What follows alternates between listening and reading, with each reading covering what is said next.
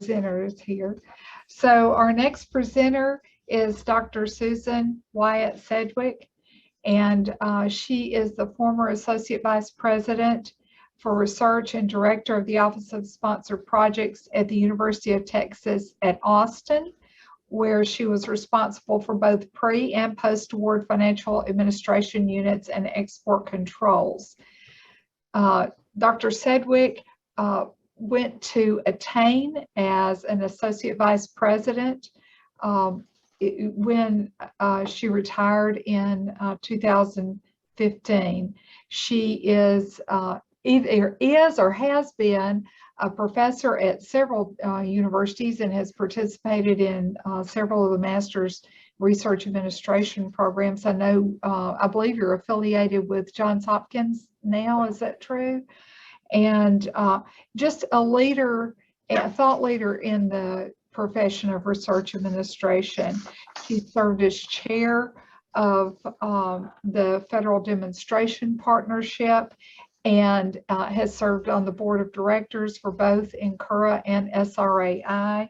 I could go on for the entire presentation, just giving accolades and saying what all she has accomplished and contributed to our profession and to research administration, but I won't belabor that longer. What I want to do right now is welcome one of my mentors, one of my colleagues, and one of my dear friends, Dr. Susan Sedgwick. Thank you. Hi, thanks, Jennifer. There's a mutual admiration there. And what Jennifer didn't tell you is I spent a year of my consulting career as the interim associate vice president for research at UCSF, working with Jennifer. So UCSF has a fond place in my heart. Thanks to all of you for coming. And what I'm going to talk about today is the changing landscape of improper influence compliance. Now, that is inclusive of foreign influence. And what I'm really going to be talking about today is foreign influence. But I feel like that has such a negative connotation. I like the fact that improper influence really encompasses the larger realm of what can influence research in a way that can bring bias into the research. And so I'm going to run through these slides. If you have a question where I've confused you or you don't understand something I said, please raise that in the chat and Jennifer will interrupt me. Otherwise, I'm going to save plenty of time at the end for questions because this is a topic that generates a lot of questions. So first, I wanted to start off with a little bit about the chronology of this whole topic. And really, this kind of got started from a foreign influence as a moniker term back in 2017, when there was a report that found that intellectual property theft by China cost the U.S. more than $600 billion annually. And so, of course, the FBI picked up on that, and FBI Director Christopher Wray called China the broadest and most significant threat to the nation and said its espionage, it was active in all 50 states. Now, I would argue that the genesis goes back much farther than that because I participated in it was a National Academies meeting, and it ended up back in 2002 when the whole issue of export controls and what we were doing specifically with China was there was a great deal of concern by the enforcement agencies that universities were relying way too much on the fundamental research exclusion and sometimes in error. But this particular topic really started back in 2018 when Christopher Wray testified before Congress and made that statement and talked about the fact that, it was really the initiative of what is called the China Initiative. And so subsequent to that, the National Defense Authorization Act in 2019 came out in 2018, but that was issued, and that has really kind of been the springboard for all of that. Now, in 2019, one of the events that came about is we saw a general letter, and the NIH became concerned because they had found out that there were study section participants, reviewers, who were actually sharing proposals with their counterparts in China. And these were individuals who were part of the China 1,000 Talents program. And this really got NIH attention. And you started seeing the general letter from Mike Lauer in, I think it was August of 2019. And then you started seeing directed letters, and some universities were giving these directed letters about specific faculty on their campus that were suspected of having some of these ties with China. And not necessarily all of those ended up being real issues, but it really started to stir the pot. You also started seeing the China Initiative and some of these things bubble up in the National Defense Authorization Act for FY 2019. In 2020, there were multiple investigations initiated, and universities were just really dancing all over themselves, trying to figure out how they were going to deal with this while not profiling, and how are they going to deal with this.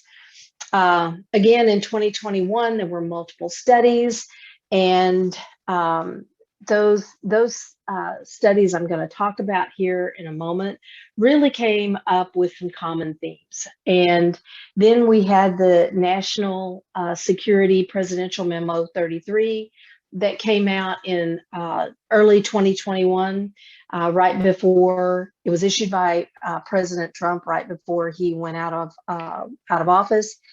And then there's been some significant legal cases, and I'm going to talk a little bit about those in this presentation. Now, in 2022, what I'm really going to focus on today is we saw in January already, we've seen the implementation guidance on NSPM 33, and I'm going to get right into that. I do want to mention the 2021 National Defense Authorization Act, Section 223, and you're going to hear that cited. And if you read the implementation guidance in these reports, you're going to see that cited, because that was really the first real concrete instructions that we saw, and it applied to all applicants for research and development awards from the federal research agencies. And it required each covered individual listed in the application to disclose the amount, type, and source of all current and pending support, and certify the disclosure that it was current, accurate, and complete. And they had to agree to such disclosure at the request of the agency prior to the award, and at any subsequent time the agency determined appropriate.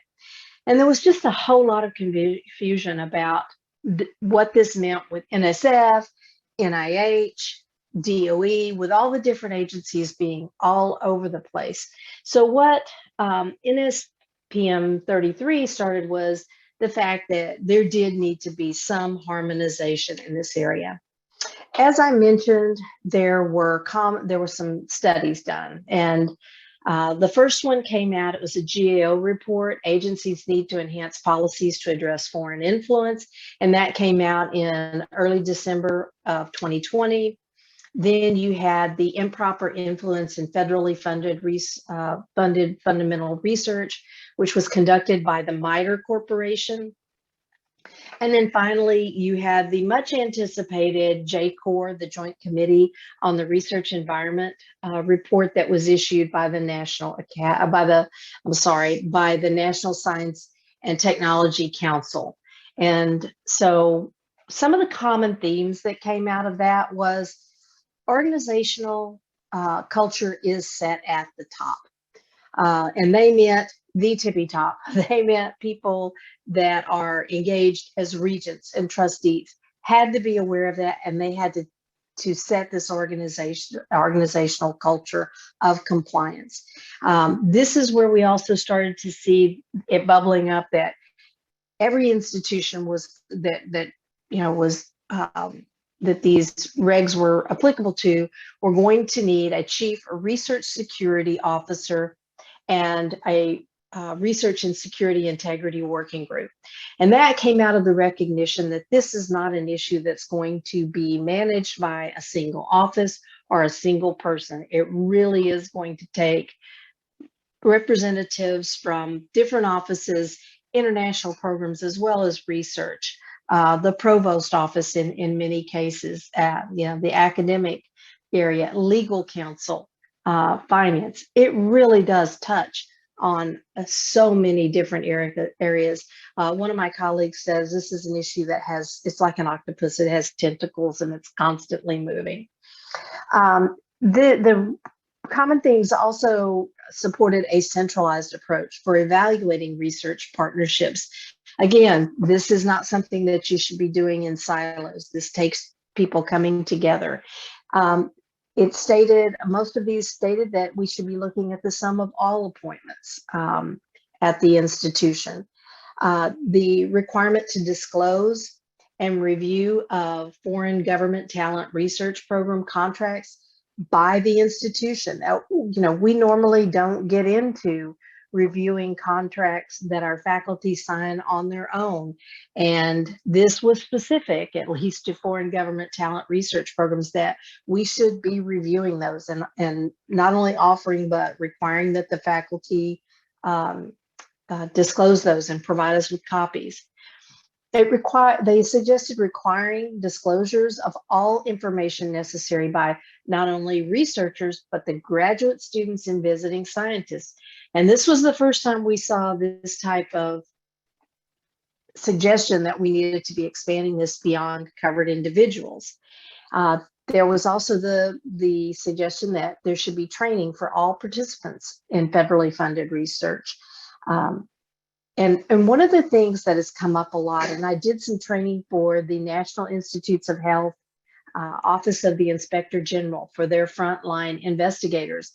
And this came up, and we spent a lot of time talking about this because there's a general frustration at the federal agency level that they don't see appropriate consequences for violations, that they feel like that universities don't do anything in response to these allegations, and it's got to be something really severe before there's any kind of consequence. So that was one of the things. And then also, even at the federal agency level, that they thought the agencies should be denying access or the ability for some of these folks to even work in the federally funded research area. They wanted and called for clear expectations for research security and integrity and employment agreements. I don't think we necessarily have employment agreements, but we do have appointment letters. And so this was pointing to the issue that we really need to include information in these appointment letters when we hire faculty, or in these employment agreements when we hire postdocs. I think one of the areas where we really need to look at is visiting scientists.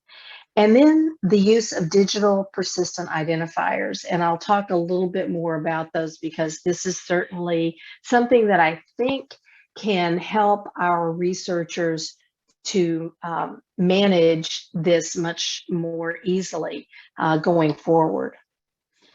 So after we had NSPM 33, there was a briefing by Dr. Eric Lander, who was the new OSTP director. And those of you who are not familiar, that this position serves as the chief science advisor to the president.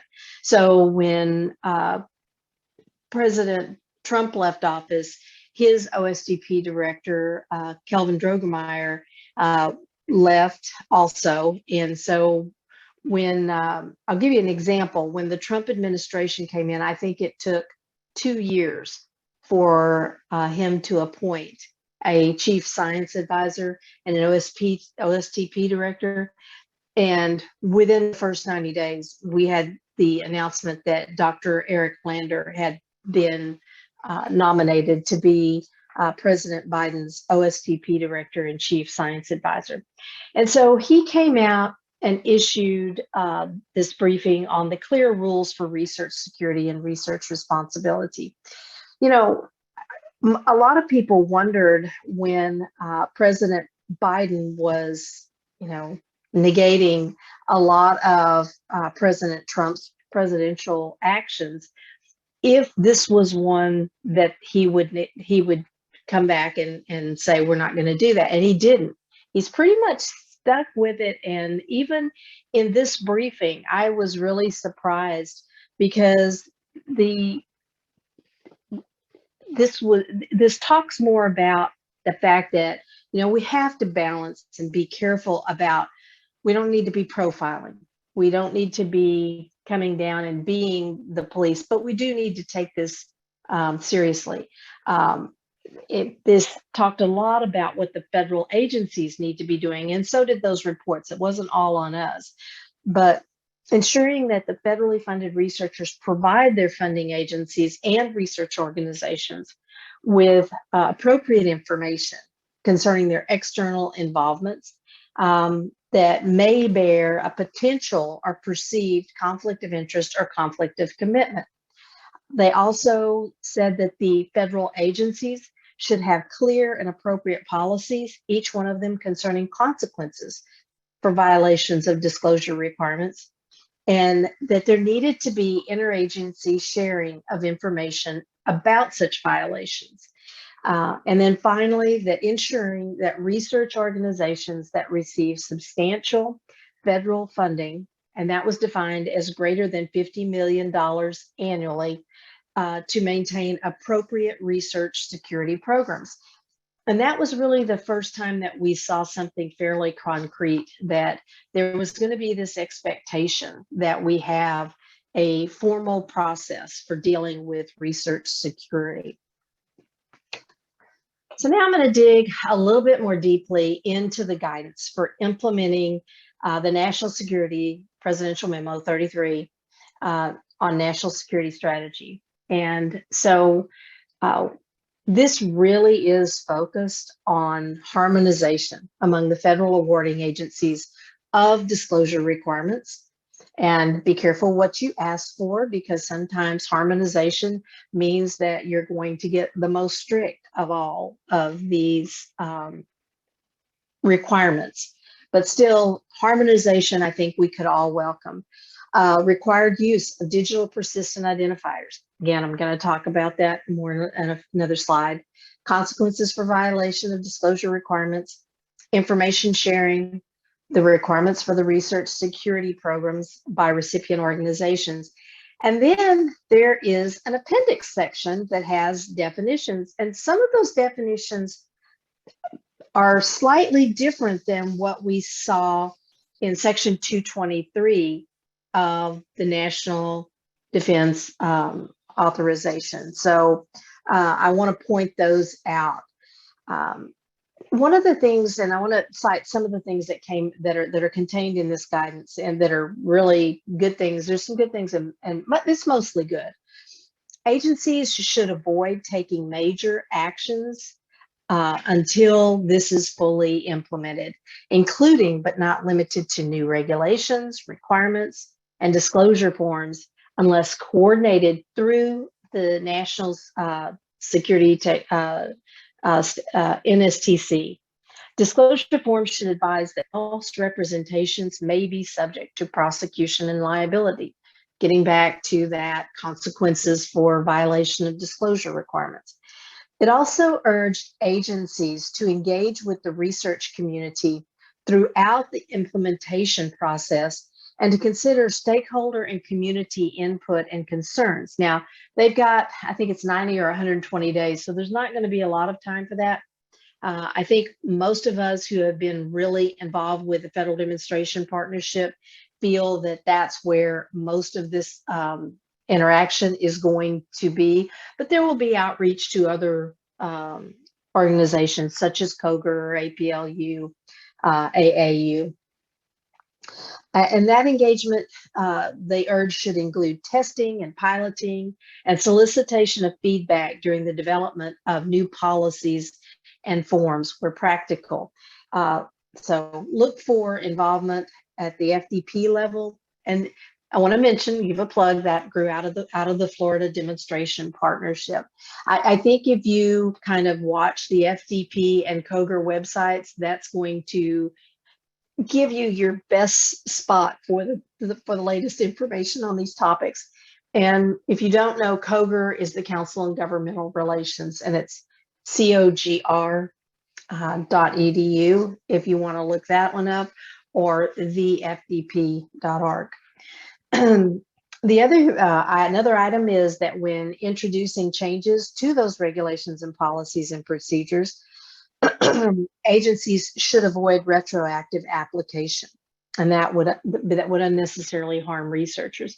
You know, one of the things that NSF and NIH have just been absolutely adamant about is that they don't need new regulations. This has always been the case. So everything that they have issued has been clarification or guidance, because they don't feel like this is anything new. They feel like these requirements were always in their requirements. I wanted to talk just a minute about some of the definitions that you should be paying attention to. And a lot of people don't feel like that there's a lot of clarity that the definitions in the gift, honorarium, and research and development still might need some clarification. And I know that COGR is working on raising these issues.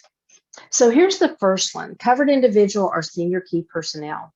In the guidance, this is defined as an individual who contributes in a substantive, meaningful way to the scientific development or execution of a research and development project proposed to be carried out with research and development award from a federal research agency, and is designated as a covered individual by the federal research agency concerned.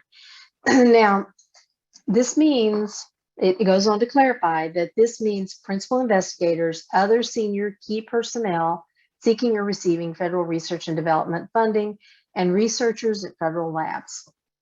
Now, we all know that covered individual in the old NIH conflict of interest was really tied to those with responsibility for the design, conduct, and reporting. So this is getting into a little bit more specificity. I think this is helpful. I'd be interested to know at the end of this if anybody has a different opinion about that. There are separate definitions for conflict of interest and conflict of commitment. I think we're all most familiar with conflict of interest, and that's any situation in which an individual or individual spouse or dependent children has a significant financial interest or financial relationship that could directly or significantly affect the design, conduct, reporting, or funding of the research. Conflict of commitment becomes a little bit cloudier for us, because it's not usually something that the research office is dealing with. This is usually handled, say, in the provost office, academic affairs, and at your institution, you may actually have two separate reporting portals. One of the things that I urge institutions to consider, especially if you're looking at a new research management system or new conflict of interest reporting system, is the ability to have a system where everybody can report one time their outside activities for their conflict of commitment, as well as their outside financial interest.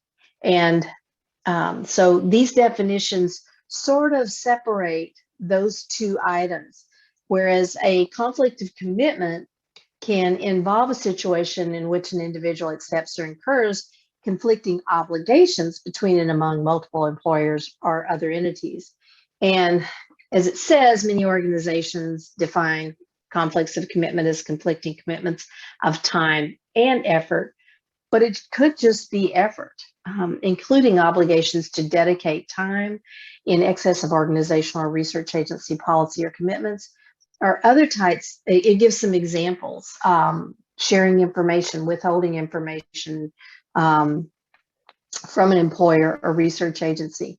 I will tell you that one of the big concerns around the foreign government talent research programs is those individuals that sign those contracts with foreign governments, a lot of times and most of the time, those contained a non-disclosure uh, element where they were not to disclose that contract or what was in it or the fact that it existed to their current employer.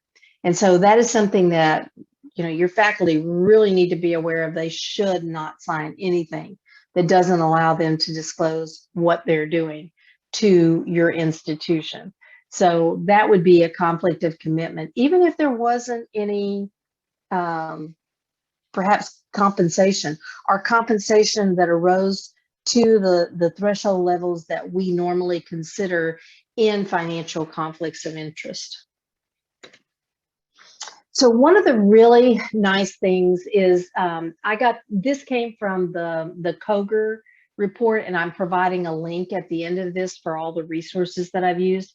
And I should have had that citation. This is table 1, and it shows the disclosure requirements for tier 1 and tier 2 participants. And I take that back.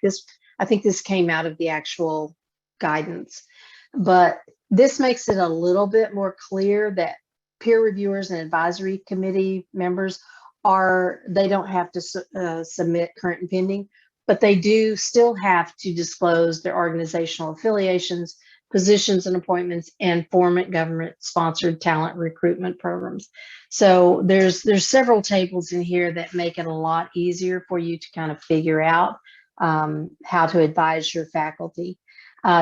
Tier 1 individuals are PIs and other senior key personnel, but also kind of the intramural area of program officers, intramural researchers, and then the tier 2 are the peer reviewers, advisory committee members, are study panel members.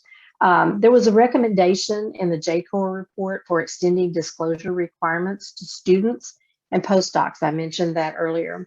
But the implementing guidance has stated that research agencies should not generally require disclosure from broader classes of individuals, grad and undergrad students, except when those individuals meet the definition of a covered individual, where they would actually be named as a covered individual, maybe as a guest key personnel.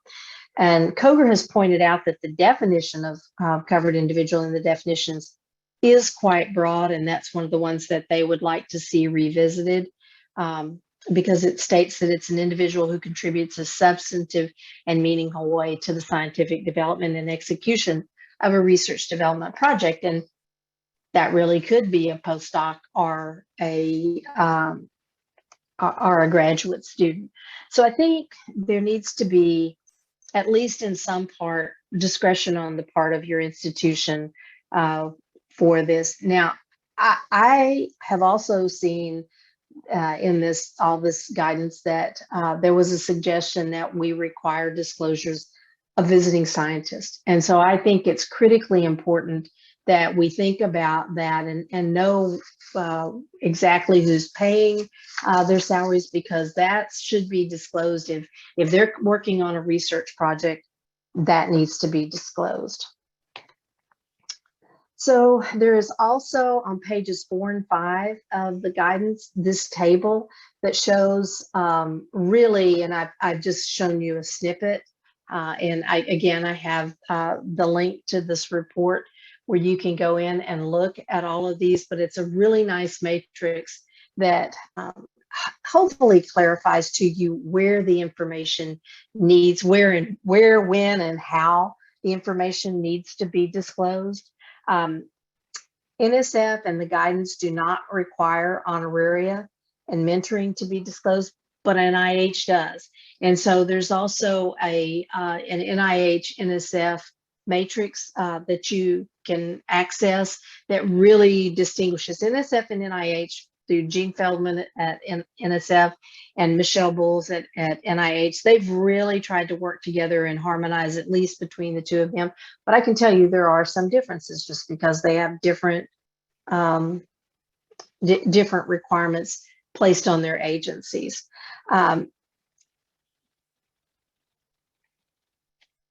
One of the things that was really important is that research agencies should exclude the following information from research agency disclosure requirements. That means disclosure to the research agency.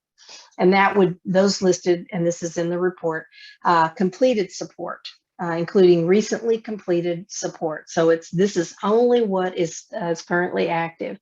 Consulting that is permitted by an individual's appointment and consistent with the proposing organization's outside activities, policies, and procedures. In my opinion, that's this third one under personal information. I think that just muddies the water. And so I look for that to, that we'll probably see some more clarification on that. The other things listed are honoraria, gifts, and mentoring, teaching commitments, academic calendar year. Travel supported by an entity other than the individual's own institution must still be reported.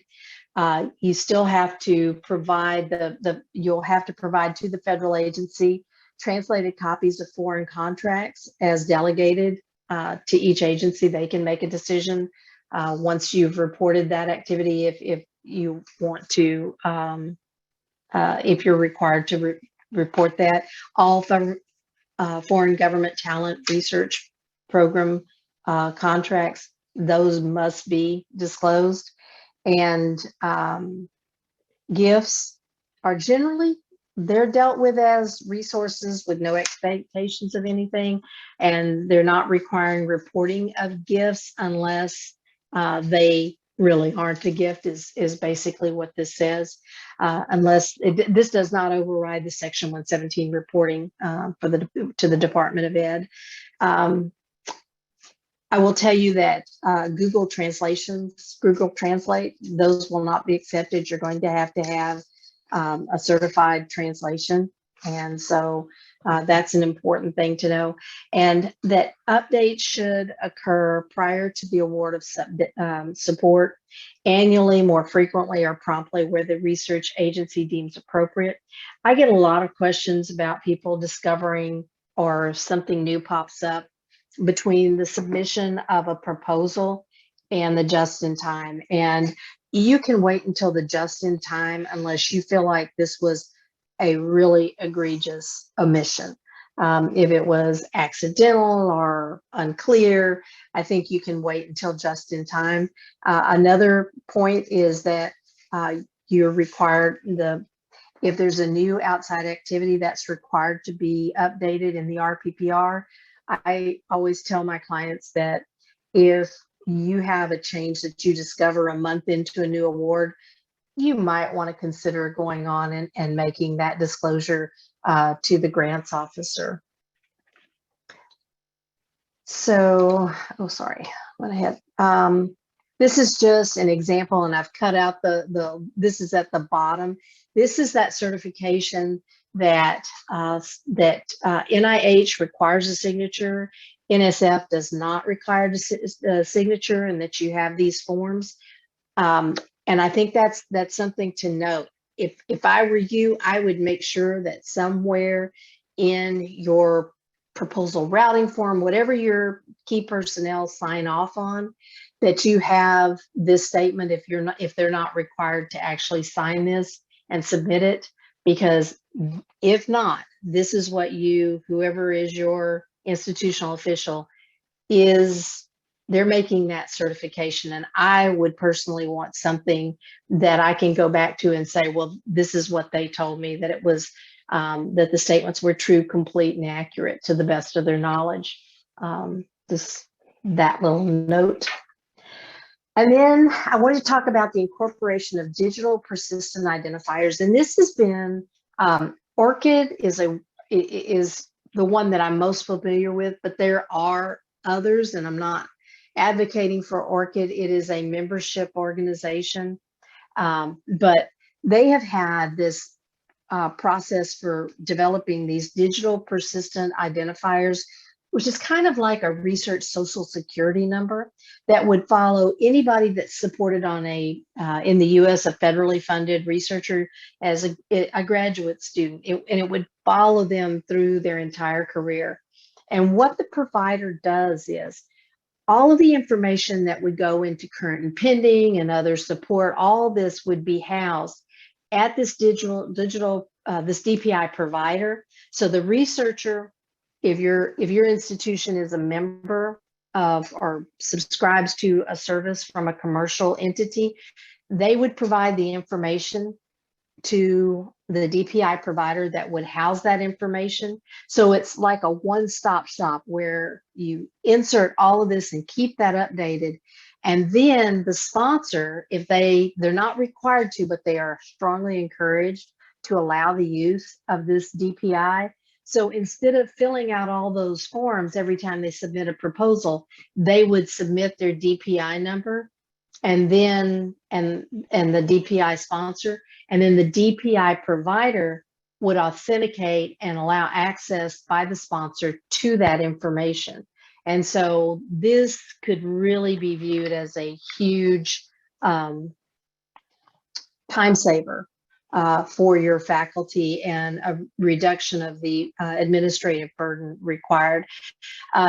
Again, I mentioned that you have to be a member of ORCID, and I think this is an area where you're going to see a lot of announcements in the next few months, because as the agencies start to develop their programs and their forms, and I think you're going to see this, and to me this would be a game changer and get you a lot of goodwill from your faculty. Consequences for violation of disclosure requirements. Administrative actions and remedies on the individual requires notice and then due process, so they can't just come down on them. There's got to be a process for this. They will have to show the factors for consideration, and they want to incentivize self-disclosure.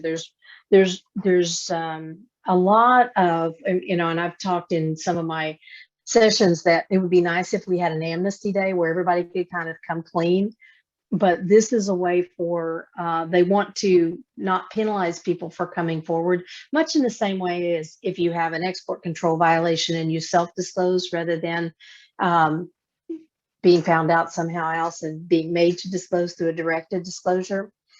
And then it does talk about actions against organizations up to suspension and denial of Higher Education Act Title IV funds. That's your financial aid. They're serious that you've got to make sure that when you uncover this, you divulge it and you come forward. So I think we all need to pay attention to that. Information sharing, this really, if you look at the table, there's a whole table on information sharing. And this is more about sharing information among agencies so that if you have someone that is supported by NIH, NSF, DOD, DOE, that they're not operating in a silo and they're going to share this information and start to look more closely at the fact that there may be some bad players. And I think they will concentrate on those people, maybe that have a pattern of, or if one agency has one of these disclosures, they're going to share that with the other agencies, and then they're going to look to see if that person has any funding with them. So I had hoped initially one of the reports was saying that this information sharing should go back to the institution because, that would help us to know what their concerns are before it's a huge concern. So we're not sideswiped when we get those letters or subpoenas, which can be worse. But the information sharing that is outlined here is among the agencies. So what does the legal landscape look like? And I'm going to talk about 3 cases in particular. Dr. En-Ming Hu from the University of Tennessee was an engineering professor. Last year, he was acquitted on all federal charges, which wrongly accused him of hiding a relationship from that he had with the Chinese university. I think it was Beijing University of Technology, where he had an honorary appointment. And the judge ruled in that case that there was no evidence he had accepted any money from China, nor had anyone in China worked on his NASA funded projects, because he was highly funded by NASA. And so this was one of those NASA rule issues. And so after those charges, after he was acquitted, the University of Tennessee, Knoxville was under a great deal of pressure from faculty to rehire Dr. Hugh. And they did offer to rehire him with back pay because he had been put on administrative leave. Also payment for his immigration attorney and $200,000 over 3 years to reestablish his research.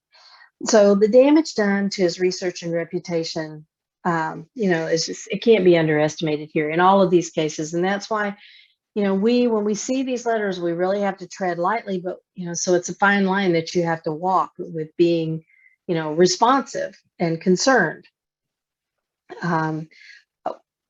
One of the things that I would tell you is when you're looking at one of these issues, go look at their publications, see who they're citing out, who their co-authors are, and where they're from.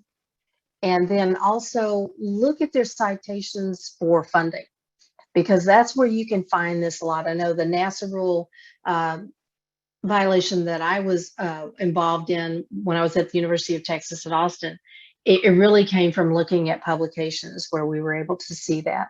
So, and another issue here was that look at your thresholds for reporting, because Dr. Hughes' disclosure at the University of Tennessee, Knoxville was in compliance with their policy, which had a $10,000 threshold.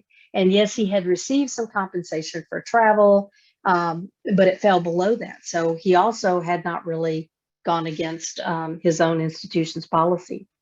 And then just last month, we saw the conviction of Dr. Lieber. So I'll switch hats. This was a conviction because he is the former chair of Harvard University's chemistry and chemical biology department. He was found guilty on multiple charges of false statements to federal authorities, 2 counts of making and subscribing false income tax returns, and 2 counts of failing to file reports of foreign bank and financial bank accounts, on top of failure to disclose these relationships. And so, when the evidence that the FBI showed him that he had been receiving $50,000 per month and $1.5 million to establish a nanoscience research lab at the Wuhan University of Technology, or I think it's Wuhan University of Technology, and that he was also a member of the China 1,000 Talents Program.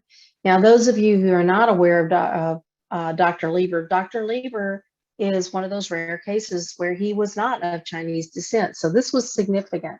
But the other issue that in a separate ruling, the Massachusetts Supreme Court has ruled that Harvard is not obligated to pay his legal fees. And I'm going to tell you that I got this from NIH, that one of the reasons that Harvard didn't bear any of the brunt of this is because when they did their investigation and they asked Dr. Lieber about the things that were alleged in the letter they received from NIH, when they went back to NIH, they reported it as, this is what Dr. Lieber told us. We asked Dr. Lieber this is what he told us. They didn't say, we investigated this and didn't find any issues, or, they didn't blindly move forward, and that really protected them. So that's a note to the wise.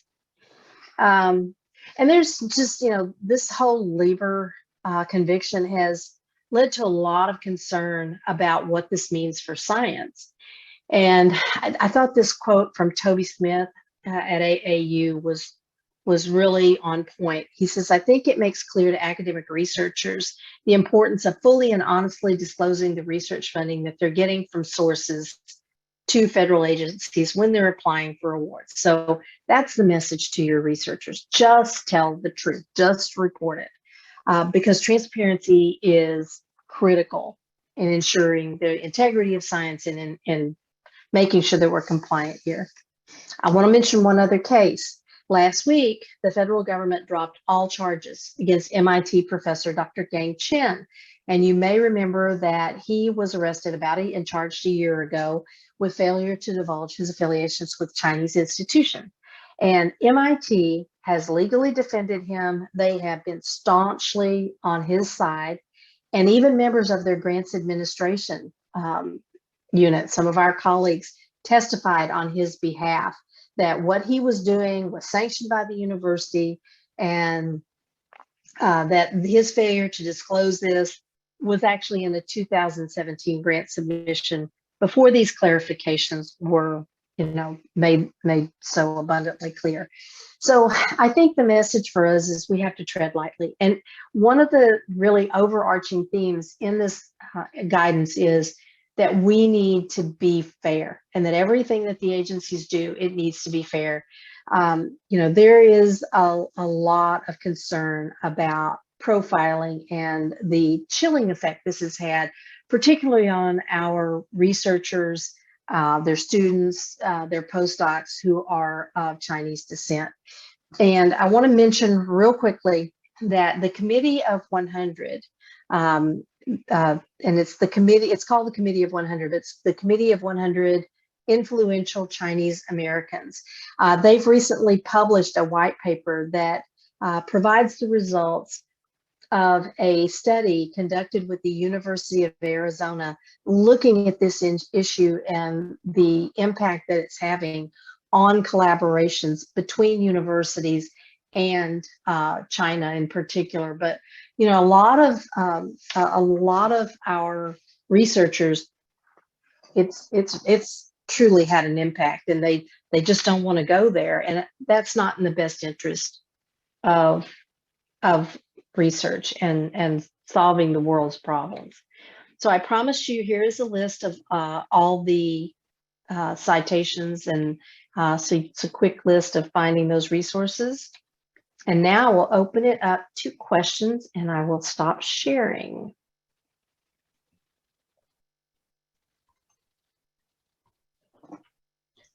Thank you so much for providing some structure and clarity around a very complex topic. And this is definitely something that is ever emerging. So we appreciate you bringing this up. Are there questions?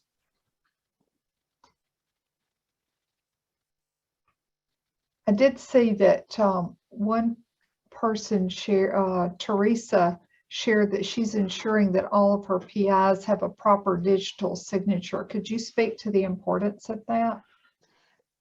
Yeah, I think you need to make sure that, and Teresa, I don't know if you can be unmuted. I'm assuming that you mean on the form required by NIH.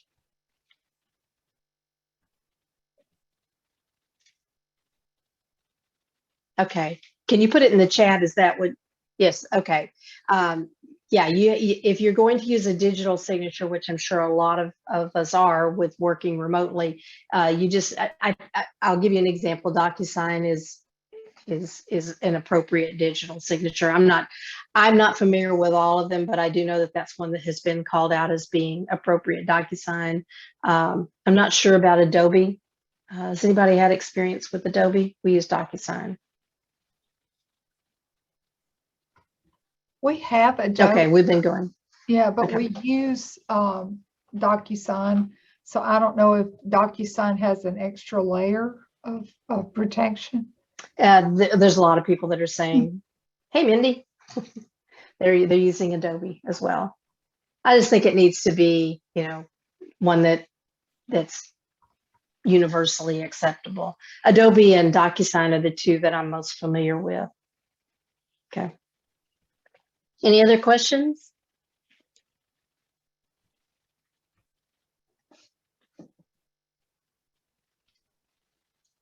Okay. Timestamp signature or just a signature? I'm not real sure on that one, but I always prefer a timestamp signature. That can be an important factor, as you brought out. Mm-hmm. When was this thing signed and when were things disclosed? Well, I know I threw a bunch of information at everybody, so I'm really surprised I didn't confuse you.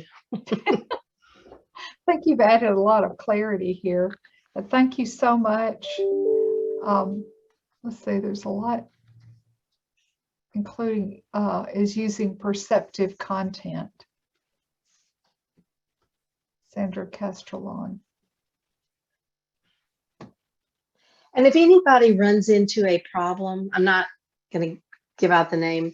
I have the name of a translator. It's a commercial service. So if you get stuck and need somebody to provide translation services, you can send me an email and I'll be happy to share that with you. I don't have any relationship with them. I just needed to find somebody for my client.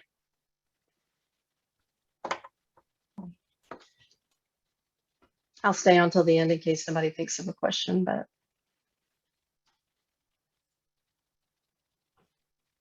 And I do want to do a shout out for, I really appreciate UCF providing this at no cost.